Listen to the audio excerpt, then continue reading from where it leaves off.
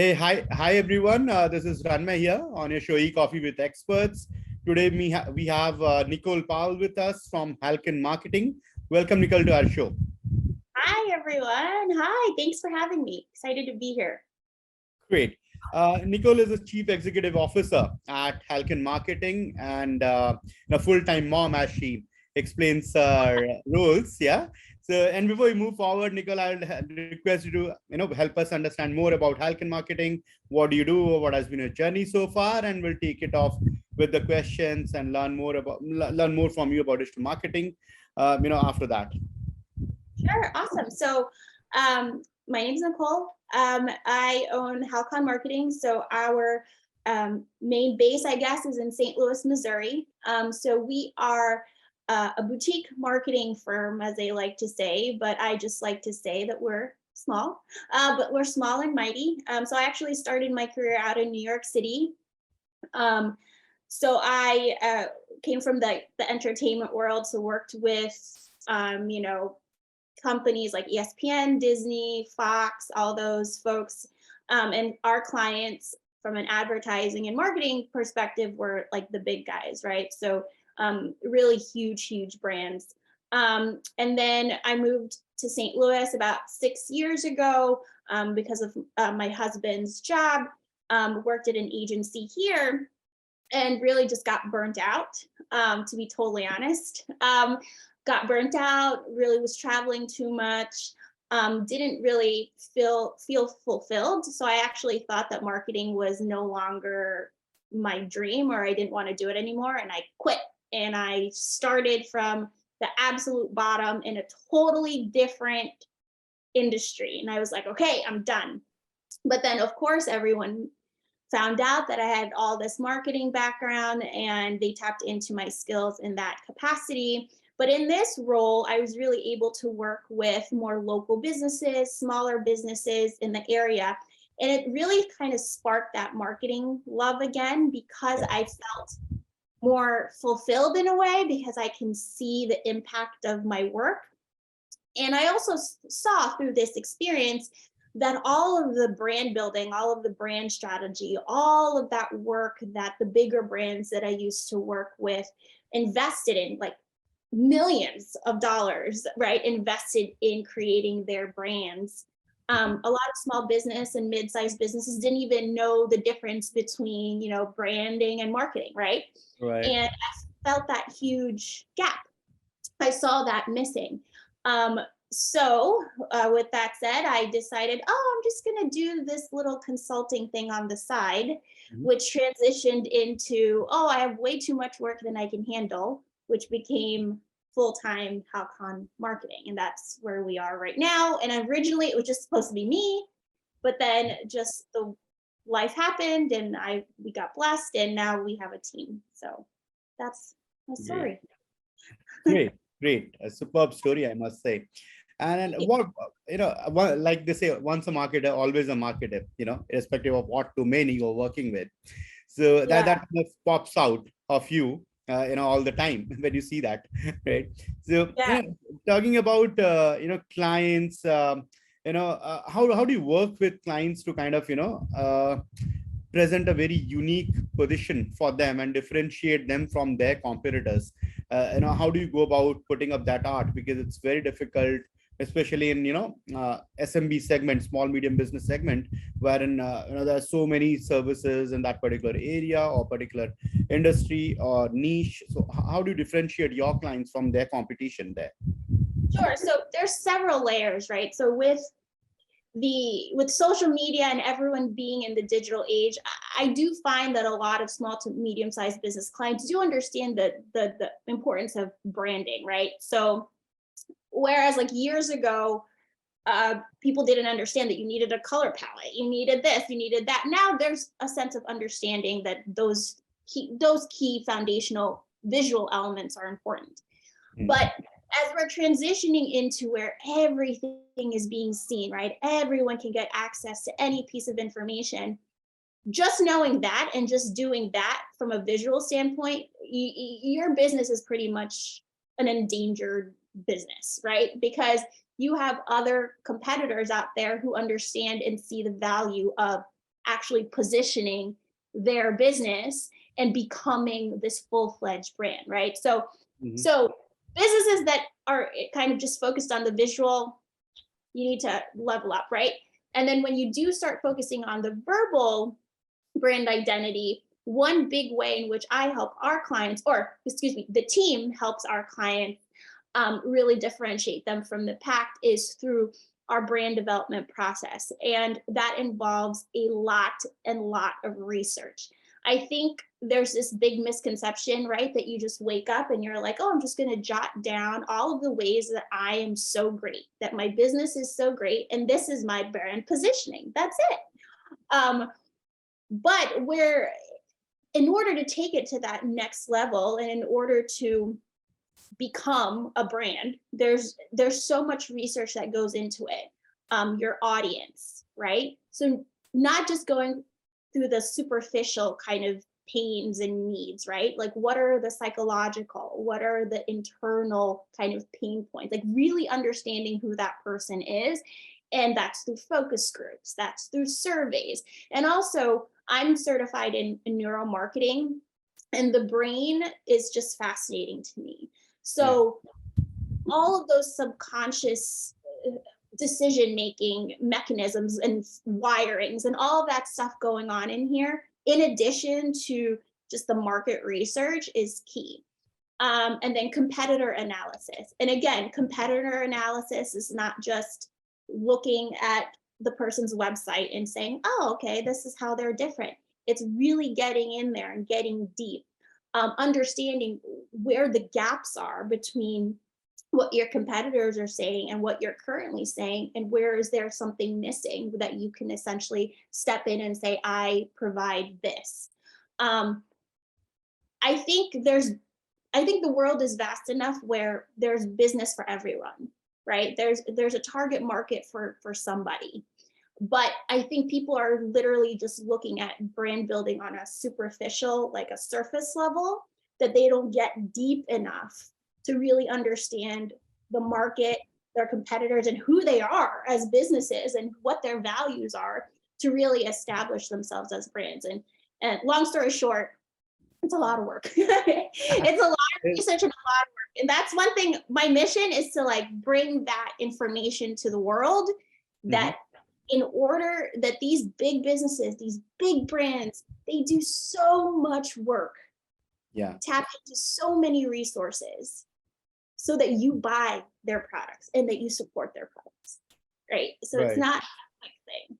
Anyway. There are a lot of differences between working for a big brand in terms of working on their projects as an agency or as their in-house marketing team, and there is a huge difference working for the SMB segment. So what has been your experience thus far, because you have been on both sides of the table? So they all have their pros, and Mm-hmm. their pros are different. So in working with smaller businesses, you are working with the passionate owner, right? You Right. are, this is their baby, this is their livelihood, right? So Correct. the Yeah. conversations are different, right? Because they started this from the beginning, and as a brand builder, as a brand strategist coming in and saying, hey, you've been saying this for this amount of time, don't say that anymore, or change your messaging, it gets a little difficult because this is their child. But in the same vein, like, you are working with that person who made this business come to life and whose livelihood depends on this business. So you Right. see that passion, and it only makes you want to work harder, at least for me, because I own my small business, right? So this is my livelihood. I'm a full-time mom, as you said. So, well, yeah, full-time. So it's important for me to do a great job because I see how it affects my clients' lives. Now, I'm not saying that when I worked with bigger companies, I wasn't working hard, but the people I was working with, it was definitely bureaucracy, right? So there are very many levels removed from the key stakeholders. And many of them are boards, right? They're like Right. consistent investors and all of that stuff. So although they cared about the brand, and they were really good at their jobs, that intangible that kind of like passion that a small business owner has, because it is their baby, is just so different. Because we've worked with kind of bigger brands, ultimately that brand building process is really complex and is really in depth, right? So I think I've created kind of like a different way, or kind of tweaked it in a way to fit a small business owner, because ultimately they're not going to need all this other stuff that the big brands need. They need something that they could understand, digest, and use and share with their team. So although the brand books and the brand guides that we've created for our small business clients are still really impactful and still robust, they're definitely tailored more for that small business client and not as intense as the other brand books that I've helped create or I've seen. Right, right. Now I speak with a lot of agency owners, and the focus has actually shifted from being too much focused on working with the big brands out there, because the very reason which you mentioned, that passion, and talking to the founder of the company, the actual visionaries, they started with the problem statement, and kind of still running behind to solve that, versus big brands where you need to talk to level 2, level 3, like you mentioned, and their employees end of the day, right? I mean, it is a different learning altogether. But yeah, a lot of agency owners actually want to kind of work with the actual owners, the founders of their businesses, because they're so passionate about it. And and then, like you mentioned, you also kind of run that extra mile for them because of the passion that you see on their face while they're explaining the business to you, because this happens with us as well. If you ask them about the business, they'll speak. If you have asked them a simple question, they can give you 10 answers for that, because they're so passionate about it. And then they can actually write a book about their own product and services. Then you as a marketer have to figure out top 3 or top 5 product services, then think around it, market it, brand it, make those calls land, and all that. So can completely relate to the story which you just mentioned. And talking about branding, you must have gone through a project, I'm assuming, wherein you might have done a rebranding of an existing company. So how do you approach rebranding of an existing brand, and what are the common challenges which you face in that process? Sure. So when we do any sort of rebrand, we always start with a really extensive audit. So a brand audit, a marketing audit, we dive in and really take a look at the visuals and also what's being said. But we also do a lot of interviews, internal and external stakeholders, because I'm sure you found that everyone thinks they know what the brand is or what the brand was, but then there's all these competing messages, and it turns out that no one really has a clear idea of what the brand is, right? So it all starts with the audit. And then once we kind of gather all of the information and also take a look at what the current landscape is and what the competitors are doing, and also the why for the rebrand. I think people think that they can just do a rebrand and it's easy peasy, but sometimes you don't really need one. Like, what are your true intentions for this rebrand? And after doing all of that preliminary work, you kind of dive in. So I guess the biggest challenge working with a rebrand is people are really attached to what the brand was. So even if they know that they want to do this rebrand, they still are really tied to how things were. And getting people to really change their perception and really back the new direction is probably the biggest challenge. Because as I said, you're working with, people who see their businesses as an extension of their family. They built it from the ground up. Kind of change what the visuals look like, especially what the messaging looks like, what their mission statements were, what their vision statements were. That's really difficult, especially if you're working with a business that's been in existence for quite some time, to kind of just change it, and to get people on board. That's the most challenging part. Absolutely. People getting so much attached to the brand which has been built over the years is in itself a big challenge, right? Great. And talking about branding and strategy, over your experience of so many years working with multiple brands, what do you feel are the general misconceptions around, branding strategy, and which clients have, right? And how do you address those concerns that they have, or misconceptions which they have? And when you're landing up with a new project, right? There's so many things that you have to educate to the customer, to the client initially. So how do you take those things head on? Because there will be a lot of misconceptions about branding, strategy, their positioning, their own, the presentation which has to be go on, which has to, go online and all of that. Yeah, so there's so many misconceptions. It is actually, as I mentioned earlier, one of my own personal goals is to just really bring out that education and that information out there on how things are different, how these, because everyone kind of just lumps everything under marketing. But marketing and branding, they're all very much intertwined, but they're not the same thing. So the biggest misconception, I think, is that a brand strategy, which includes kind of branding, right, which the visual piece as well, is not needed, or it could come at any point in the process. And for me, it's always been a firm belief of mine that that part is the first part. It is the foundational piece of all of the marketing that you're going to do moving forward. And what does that mean? So I've seen lots of people invest a lot of money and a lot of time into marketing efforts or tactics per se. So that's social, that's all of those things. But they don't have a clear idea of who they are as a brand or as a business, like what their key differentiators are, like how they're different from kind of what we talked about, the competitors. Like they don't, so they're kind of just saying a bunch of different things and hoping something connects, right? So what are you gonna say? True, I'm saying true. Yeah. So they're just doing it, right? Yeah. Because another misconception is that they just think that this brand stuff is just a logo, color palette, font, and they have that. So they don't need anything else, right? And they can just come up with something.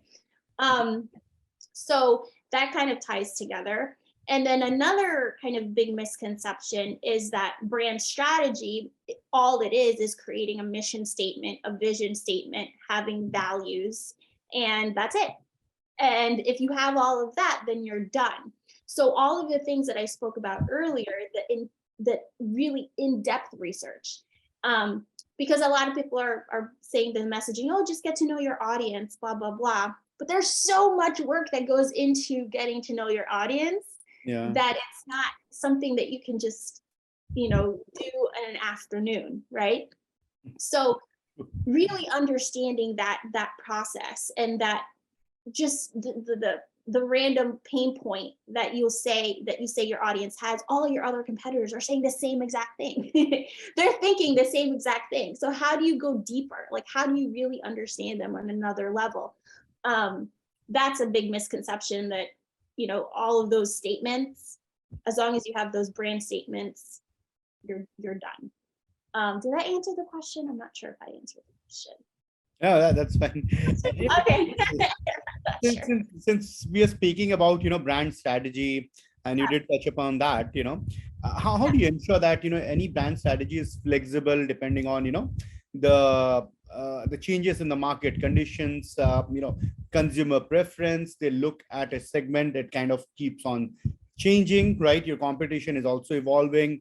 So how do you ensure that your client or the business that you're working with stays on top of it at all times, to those market changes that we all go through eventually? Yeah. So what I always like to say is your brand strategy and your brand book, your brand guidelines means nothing. It's just a coffee table book unless you put it into action and you present it to your audience via your marketing, right?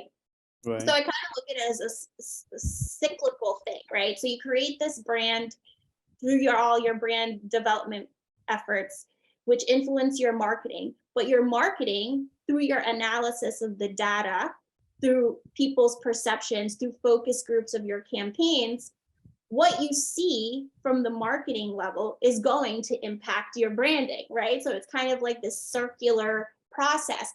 And what I always like to tell our clients is your brand is not one and done. It should be flexible, to your point, because this is what's happening right now, but we're not going to be able to know how to tweak, how to change unless we go out there and do the thing. Unless we go and market and use this messaging, we're not going to know how people are going to resonate towards it or what works and what doesn't work until that happens. So what we also like to do is we regularly do like brand audits, again, on the branding that we, or the brand strategy that we did. So every 6 months or so, we try to see, we're always monitoring what people are doing, our clients are doing, and to make sure that it's working and it's still on brand. What they're doing is on brand. That's a huge thing as well. And to keep adjusting. I think people think, we create this brand book and that's it. Like, we don't have to make any adjustments, but it's really important in that brand development phase that we're always talking to our customers. We're always listening to them and seeing if what the messaging that we're rolling out in our core messaging is still in alignment with what's going on.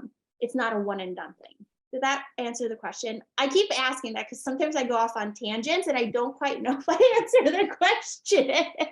That's fine. That's fine. It's learning all the way. So it's fine.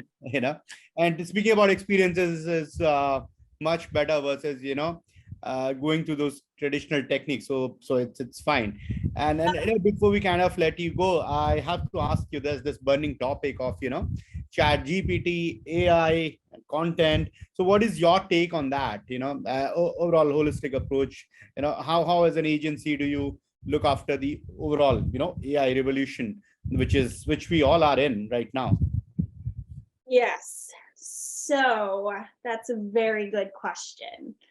I, as a brand strategist and diehard lover of content, want humans to write their content. Okay, I'm going to say this. Yeah. So do I. Yeah. Especially if you're saying it's a representative of your brand, right? There's no better expert at your people, your tribe, your audience, your business, your background than yourself. Now, that said, I think there's a variety of different tactics that can benefit from an AI kind of content program, right? So for instance, like for SEO, for example, if we're trying to get you ranked, sometimes we'll use an AI thing or something to just get just in general. I can kind of see that being okay, but my heart lies with human beings writing content that represents their brand. That is my love. Am I judging if you do? No.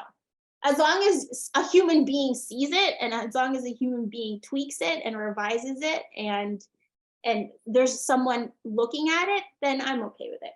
So let me give you an example. Like, if I give an AI program a topic, right, and then they do the skeleton or the main structure of, because I'm hoping someone's going in and editing it, right? And it creates like the general framework for the content. And it shaves off 10 minutes of time that I could be spending on creating it. But then I go in there and I use my own, viewpoint, my own perspective on this skeleton of a blog post, for example. Then I still think that's okay. I don't think that's terrible. I think my biggest concern would be if there was no human contact, no human revision, no heart, to the content being posted, I guess. Absolutely. It can never be your final product, right? I mean, you get a base out of it in terms of what you want to write, and a human is making those final tweaks for it to look more natural, and putting those heart and brain behind it, right? Because yeah, it does, it kind of helps you. Let's say if you have to submit something at 4 o'clock and you just go to go to the tool and ask them, to give them 10 topics about the particular, let's say niche which you wanted to submit the report on. It gives you, let's say out of 10, it gives you, out of 10 it gives you 10, but you feel that the 3 4 are not relevant, but it is 5 6 are relevant, right? So it kind of gives you the head start, saves you time. But eventually the human touch has to be there, because while we are all thinking about how Google is going to kind of evaluate and see whether it is AI written content or manually written content, eventually it will rank you somewhere because of those algorithms at the back end. But the content is being read by human who will make that final decision to click on it or not, right? So the human aspect of it is more critical, because the end result, the end action which is going to happen is going to be happening with the human fingers, right? It's the human heart and brain at the back of it which will make that call in order to click on that button, right? The call to action button or whatever your business and service is. So yeah, I mean, AI, obviously we cannot ignore it, it's there to stay, but how we use it is very important, right? Versus looking at it as a final product. I totally agree. And there's nothing more disappointing as the user to think that, oh, I'm about to click on a really insightful article or a really insightful piece of content, and then to click on it only to see that it wasn't what I was expecting. Or, I mean, content should be storytelling, right? And if Yeah. a robot can't give you that story. Right. I saw an ad though for one of the like AI things, and the main, I actually sent it to everyone on my team and like sent like sad faces on it. Like the main headline was like, robots write your blog post or something along like that line. And it was so disheartening. And I was like, why did someone do this? But it makes sense, I see the value. I see why people want to use it, because again, we're all business owners. We're so busy. And if it could help us, a little bit, sure. I think, as you mentioned, the issue becomes when we stop infusing that human touch, that story, that our own perspectives into the content, and just kind of hit publish and then call it a day. I will always prefer us writing it, right? Like from scratch, but we also all understand that life gets busy, I don't know. The world, as long as there's no robots, as long as he stop calling it robots, I think I'll feel better. Like, because then we'll be out of the job, right? Because my main thing is like creative and brand share. I'll be out of the job if robots take over. That would never happen. No worry. That never really happened. Yeah. Great. So Nicole, it was lovely speaking with you. And before we kind of let you go, I would want to play a quick rapid fire with you. I hope you're game for it. Sure. Oh my God. Okay. Well, okay, go. Let's do it. So what did you do with your first paycheck? Oh, ever? Like in Ever? Yeah. Like, ever? Oh, I put it in my started working. It was boring. I put it in my bank account. Okay. So it's still interesting. A lot of my guests say that they paid rent. So putting it in your bank account still is, better way of investing that versus paying rent, I would say. Yeah. Great. And when are you planning your next vacation? Right now? Oh, my husband and I are trying. It was our 5-year wedding anniversary. We're trying. Congratulations. Thank you. We're trying to plan like a weekend away without our toddlers. Oh, but that's nice. It's been weeks in the making. We haven't done it yet. So we'll see what happens. If it ever happens. It all happens in the agency life, Yeah, if it ever happens. Yeah. Right. And one thing I wanted to ask, why the all girls team? What is the, it just happened, or it was by plan or by design, or how is it? It just happened. It really just happened. If there's another, I'm open to everyone, everyone and anyone I'm open to, but it just kind of just happened. Okay. Never even thought about it. I'm okay with it. I will have anyone. I'm open, but it just kind of, these lovely humans just Yeah. fell on my lap, I guess. The universe, but I'm Super. Well, I'm open to all of you. that'll make you, make your inbox full with a lot of job applications that ways, right? Open to anyone, anybody. Yeah. So, Nicole, I would not grill you any further. I would round up with that, right?